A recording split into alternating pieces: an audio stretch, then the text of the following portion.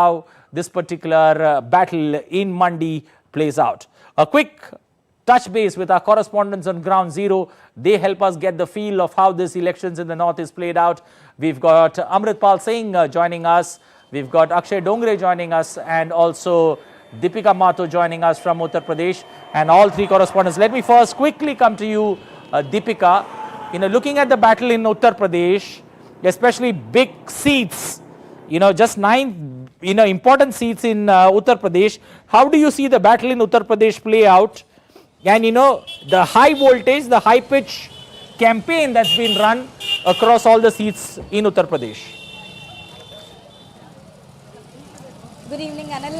This is a very hotly contested seat when we talk about all the seats across all the phases. There were around 80 seats across 7 phases, and now 13 seats are left.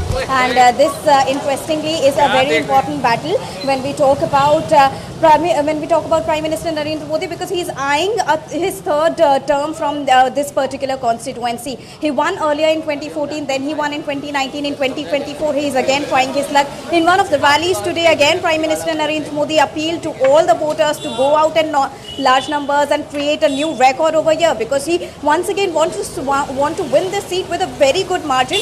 We've seen the past records also, the margin has been really, really phenomenal, but this time, let's see what happens, because against him is Congress's Ajay Rai. Now, Ajay Rai has been a former member of BJP, former Karyakarta, former worker of RSS, and now he has shifted gears to Congress, and since 2019, he's been trying his luck from this particular seat in Varanasi. And this time around, he's trying hard to get to the voters, to get to the nerve of the voters. He's trying to reach out to the rural areas and trying to woo the voters all around. So now we will have the final results on the 4th of June, and the voter turnout on the 1st of June will also tell us, give us a sense of which exactly the air is rooting forward. Is it towards BJP or is it towards Congress? Okay, let's shift focus to the hilly state of Himachal. Before that, let me quickly get Punjab on board. Amritpal Singh joining us. Amrit, looking at the four-cornered contest that you're seeing in Punjab, give us a sense of what's on the ground. How does, two partners in Delhi, but seems to be fighting each other when it comes to Punjab. How does, how do the people in Punjab look at this grand alliance in Delhi, but, fighting it out in Punjab and the elections that's unfolding there?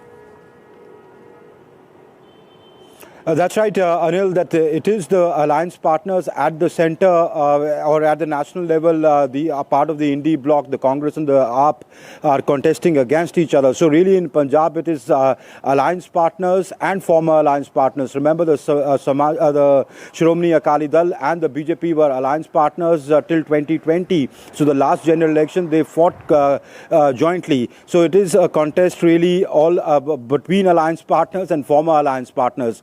All of them have fielded candidates on all 4 seats, on all 13 seats, and that makes the contest 4-cornered. On some seats, it's 5-cornered as well.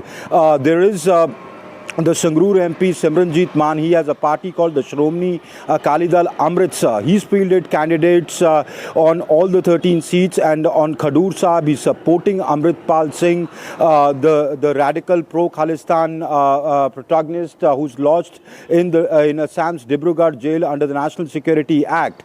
Now, these people do have considerable, support base, or a certain support base, which may or may not translate to seats. But when you make the constituency overcrowded, when you have a 5-cornered contest in some constituencies, they can surely, it can spring a surprise. For example, if we talk about Bathinda, where Akalis have fielded Harsimrat Kaur Badal, now that is the bastion of the Badals, but the Simranjit Maan's candidates, Lakha Sidhana, is vying for the same Panthik vote, which is the vote of the traditional vote of the Akali Dal. So he's harming Harsimrat Kaur Badal. So, these things could upset the apple cart for the conventional parties. But because it's a 4-cornered contest, that makes this election very, very unpredictable and intriguing. People's sentiment is that they are really focused on the candidate. When I talk to people on the ground, they say, parties don't matter to them, because the last time around, the Aam Aadmi Party in the assembly election had won on the promise of change. They say 2.5 years of their governance has not really brought about the change, the sort of change they had promised and the people were expecting. So it is really, they're looking at the candidates in their constituencies, and this election really is intriguing and an interesting battle this time around. Okay, Anil? Okay, let me also get Akshay on board. Akshay, two sides of the coin I'm going to put across to you. Looking at 2019 numbers for Himachal, 69% of the vote with the BJP, 27 with the Congress, and post that you've got the elections, the assembly elections that took place and the government being formed there. Does that make Himachal, a tight contest for the 4 seats there? 2 seats going either ways and a tight contest on the cards in Himachal. Well, we can always expect a surprise from the state of Himachal, Anil, because like you've rightly mentioned that in 2019 it was the BJP which swept the entire state, winning all the 4 constituencies. However, when a by-election happened, because the member of parliament Ram Swarup Sharma from Mandi constituency, he passed away in 2021, and Pratibha Singh, the mother of Vikramaditya Singh, who is the candidate right now from the royal family of Himachal, she in fact won that by-election, and she is the member of parliament now. So her son is contesting from Mandi constituency at this time against Kangana Ranaut, the Bollywood star. However, if you look at the 2019 elections to the recent Himachal Pradesh legislative assembly elections, it sprung an entire different result. In fact, it gave a majority to the Indian National Congress in the legislative assembly, while giving a 60% vote share to the BJP in the national elections. So that is what is at stake here.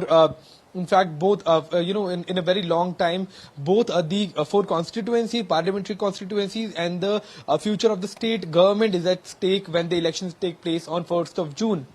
Because it's not just the 4 assembly constituencies that are going to polls. There are by-elections happening on 6 seats here in the state of Himachal Pradesh. True. And if all the 6 seats are somehow won by the BJP, then the government, the Sukhu government here, that is run, that is headed by Sukhinder Singh Sukhu, Chief Minister of Himachal Pradesh, that will be in danger, because right now it is sitting at a 50% seats as far as the assembly is concerned, with 34 MLAs out of 68 seat legislative assembly, after a defection took place of 6 MLAs who are now contesting on the BJP's ticket who had voted for the BJP in the Rajya Sabha election. So it's quite surprising the way people of Himachal are voting. But one thing has become very clear, that people of Himachal are not voting on for the party, but they are rather voting for candidate. They're voting for issues, and they're voting for their state as far as legislative elections are concerned, and for the country and the national issues for the national election. Back to you. Well, that's interesting. The assembly 6 seats could play a crucial role, as Akshay put it, because that would change the number game, and that's significant. At this point of time, the Congress is at 34, and if the opposition or the BJP manages to win those 6 seats, it makes the numbers pretty interesting, 31 to 34, and that's something worth looking out for along with the Lok Sabha elections. We'll leave it there. Appreciate all 3 of you joining us, Deepika, Akshay and Amritpal, for joining us from Uttar Pradesh, Himachal and Punjab.